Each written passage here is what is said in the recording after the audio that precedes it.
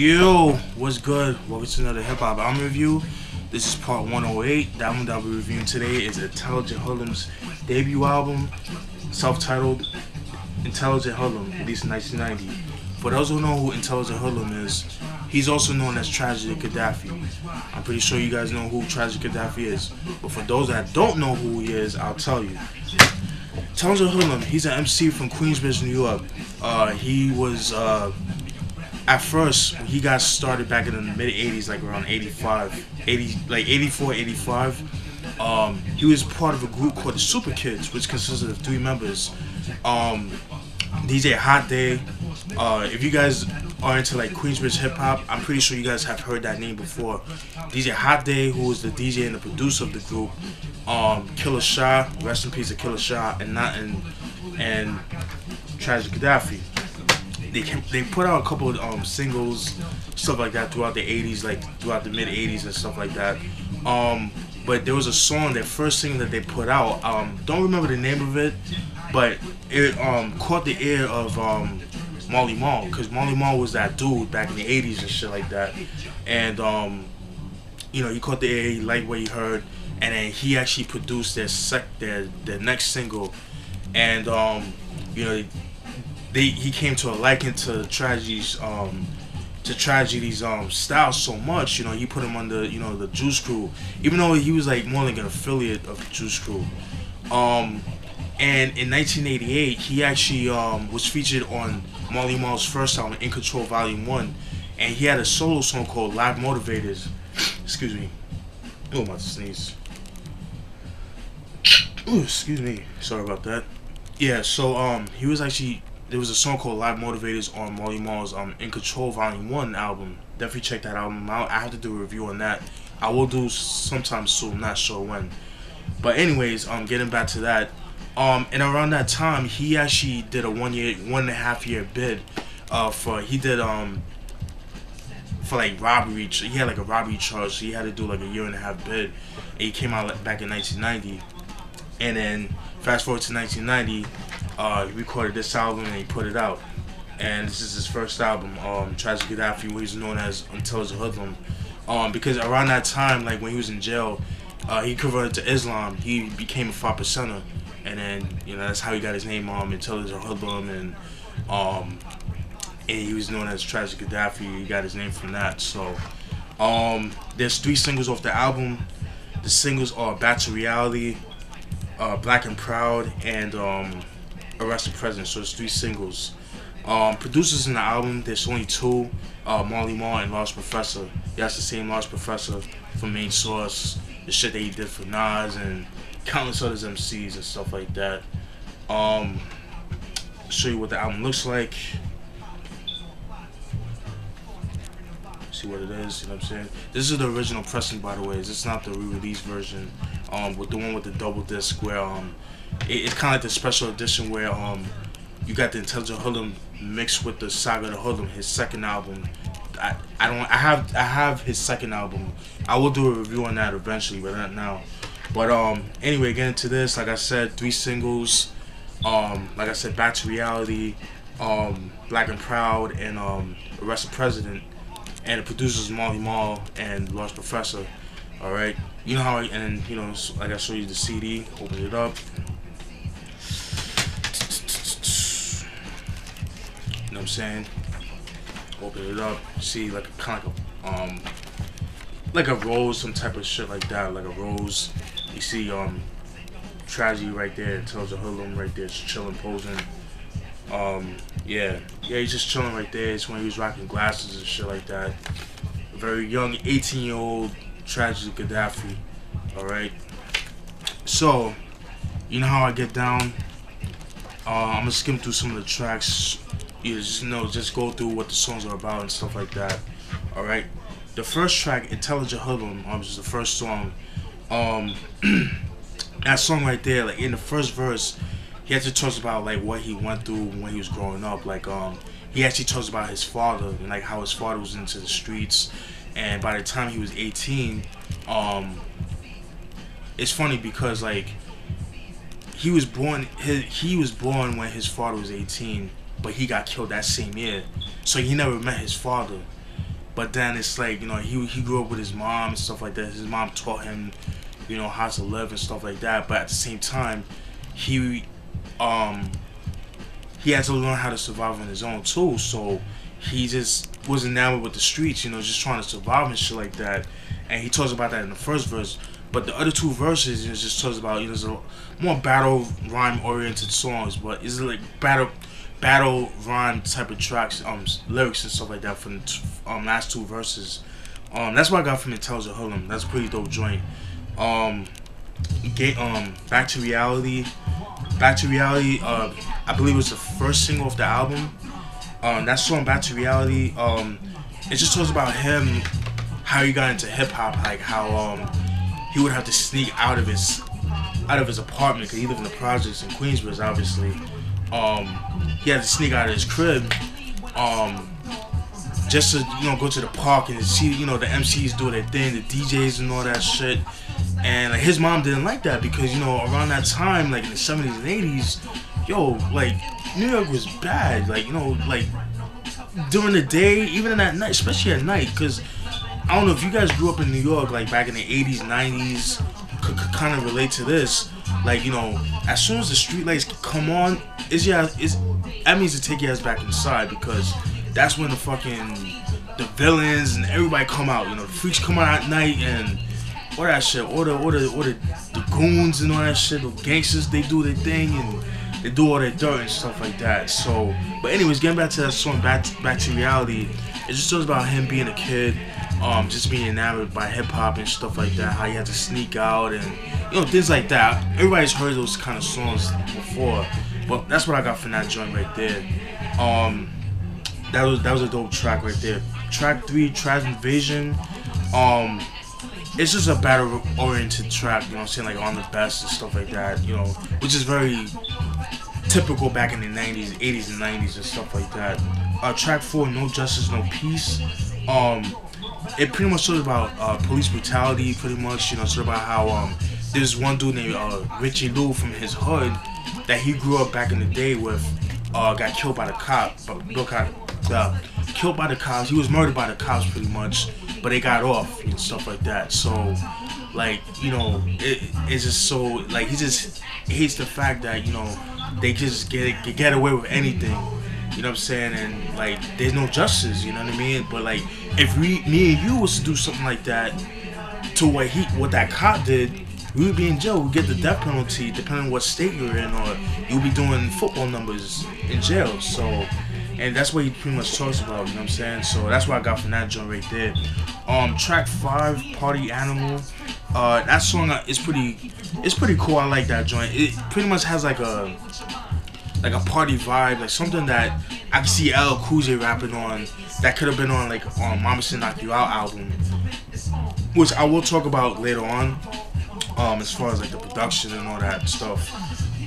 Party Animal is pretty much a joint that you could just play in a party. It just has that party vibe. It's like a party track. That's what I got from that joint right there.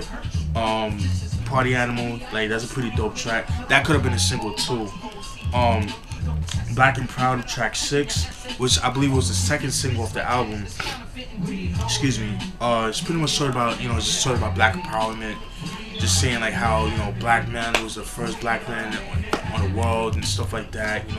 Just like what Pan-Africanists, you know, talks about. You know, black leaders talk about. Black activists, you know, stuff like that. Shit that they talk about is what he's talking about. Like, just like, black empowerment, like I said, man. And that's what I got from that joint right there. Track 7, Game Type. Everybody, if you're a guy, you've been through this. And Game Type talked about how he met this one girl, you know, it's fine chick, you know what I mean? But, you know, you have to spit game, you know, you gotta, you know, be nice with your words and shit like that. Some people could get away with that. Me personally, I was never good at that kind of stuff. But whatever, you know, I got mines, but even so. But anyways, he talks about Game Type where, you know, he talks about he has to spit game to his girl. He got with her and stuff like that. But then within like them seeing each other, he kind of starts seeing how she is, like how she's grimy, shiesty, just playing mind games and shit like that. You know what I mean? And that's what I got from that song.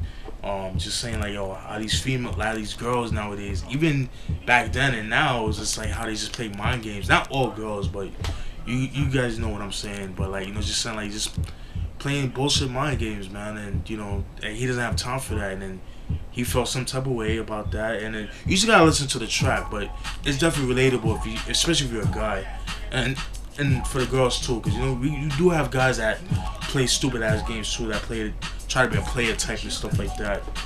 But anyways, getting back to the album, Microphone Check, track 8. This is another braggadocio track, just another battle oriented track and stuff like that. Track 9, Keep Striving. That song is pretty cool. It's kind of more, what I got from that is like more a motivational track, where he talks about just don't give up, just keep striving, just keep doing what you do. You know what I'm saying? Because he talks about how he had it hard growing up. Like he didn't have a pot to piss in. He just did what he had to do to get by, to make ends meet. But he's just saying like, whatever you do, don't give up. You know what I mean? Like, don't let people deter you wrong. Like, if you have a passion to do something, just do it. That's what I got from that joint right there. Just keep striving. It's just like more the motivational track, and I like that joint a lot. Track 10, that was track 9. Keep Striving, track 9. Track 10, Party Pack. That's another party song, like a joint that you play at the party and stuff like that, and that's what I got from that joint. Track 11, Arrest the President. To me, one of the best songs of the album, and it's the last single of the album. Self-explanatory. It just talks about because at the time, this is 1990, so you're talking about Granddaddy Bush, because Granddaddy because it was Ronald Reagan back from 81 to 89, and then Granddaddy Bush, whatever his name, whatever, fuck that nigga. But anyways, Granddaddy Bush was in president. He was a president. He was in office from 1989 to 1993 until President Clinton, became president and stuff like that. But anyways, so that's what he's talking about. He's just talking about how, the politicians, they're very, they're just as corrupt. If not, they're more corrupt than the criminals in the streets. They're the ones that bring the drugs in. They're the reason why, the shit is the way it is in the hood and in the country and stuff like that. And he's just playing saying, fuck the president, just arrest the president. He should be arrested for all the shit that he does, like inciting wars and killing motherfuckers and stuff like that. And that's what I got from that. What I like about that track is his flow, the way he put words together. It's just so ill. You would have to like just listen to it clearly with a mind. And that beat, oh my god, like that shit, that shit is so ill. And track 12, Your Tragedy. Something interesting about that track is that's a song that is a song from when he was with the Super Kids. You could tell because you can hear how young his voice is, because in the rest of the tracks his voice is a lot deeper. But with Your Tragedy, it's actually, his voice is, you could tell that he was still young. He was like a teenager, like 15, 16 or some shit like that. And there was a song, give me 1 second if I can find it. It was originally called Coke Is It, and that was by the Super Kids.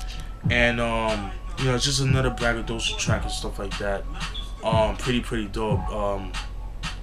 It's just Your Tragedy, he actually talks about coke. You know what I mean? It just talks about, I think he talks about how he said his mom was a coke fiend and stuff like that, and he just talks about that. It just gets a little personal with that and stuff like that. So talks about how his brother was addicted to coke, as well as his mom too. Just fell into addiction and coke addiction and stuff like that. And you talk about, like I said, a young kid that's like 15, 16 talking about that. I mean, that speaks volumes, man. Production, love the production, but there's a lot of controversy with this album because it says like Marley Marl, all songs produced by by Marley Marl from Marley Marl Productions. But if you're a hip hop head and you listen to a lot of early '90s hip hop, or if you're or not, I shouldn't, maybe that's the wrong word, but like if you're familiar with Marley Marl's beats back in the early '90s, you can tell what beat he made and what he didn't. Tragedy himself said that 80% of the production was done by Lost Professor. And you could tell because some of the beats sound like something that would have been on like you know, Wanted Dead or Alive by Coogee Rap, which he did the majority of the production. If not, he did all the production on the album, but he never got credited. But like, you know, songs like Back to Reality, the Party Animal tracks, Party Animal, Party Pack, Arrest the President. You can tell Marley Marl made those beats, made the beats for those songs that I just mentioned. Don't believe me? Go listen to LL Cool J's what's that song? The album, excuse me, Marley's Mama Said Knock You Out by LL Cool J. You listen to the album, you hear the production on that joint. You come back, you listen to those songs that I just mentioned. You can tell the difference. Lost Professor, you know, he was using the SP1200. You can hear the SP1200 like because his production was a lot more laid back compared to it was a lot more like slow pace, normal set bass. It was not down tempo, but it was like mid tempo. Whereas Marley Marl's beats were a lot more up tempo, more up in your face, and you could tell. You know what I'm saying? And that's not nothing to take away from Marley Marl, but you know, this is not the first time you heard that, because like I mentioned that about with when I did like, you know, the 14 Shots to the Dome album with K-Def, the Arabian Rakim Paid in Full with some of the songs that he did on that album, you know, stuff like that. But getting back to this album, very dope album. I highly recommend it. Very underrated. It's sad that people don't talk about this album. I just think because you know, I guess because of his affiliation with Marley Marl, you know, and the subject matter that he talked about, you know what I mean, like the black empowerment. You had a whole bunch of MCs doing that at that time. Like you had the X-Clan, excuse me, Public Enemy. You had, you know, Sister Souljah, Professor Griff. You had a whole abundance of MCs like that with the black power empowerment and stuff like that, and he just fell through the cracks, you know what I mean? But I highly recommend it. If you can find yourself a copy, I highly recommend it. It's out of print, it's long out of print, hard to find, but you shouldn't pay too much money for this album, man. But very, very dope. I highly recommend it. Definitely Tragic Gaddafi is definitely one of my all-time favorite MCs of all time. I have to do all-time favorite MCs, but I gotta sit down and like really think about who are my favorite MCs. I'm gonna do like a top 20 just to make it more interesting. So don't expect it too soon. You know what I mean? It's gonna take me some time to do it. I have to have some like real free time and like really do it. So, but just expect that. But yeah, man, highly recommend it. If you can find yourself a copy, definitely pick it up. If you see it in stores like used, which you're gonna find it used, obviously, by all means pick it up. Even if it's like $20, $30, which I don't recommend. Check on eBay. But if you don't have eBay or whatever, you find it in stores, trust me, pick this shit up, man. If you guys like Tragic Gaddafi, you already know how he gets down on the lyrics, man, on the mic. You know what I mean? But yeah, Intelligent Hoodlum, released in 1990, man, self-titled. Stay tuned for more videos, more reviews, more beat videos, more rants, all that good stuff. Peace.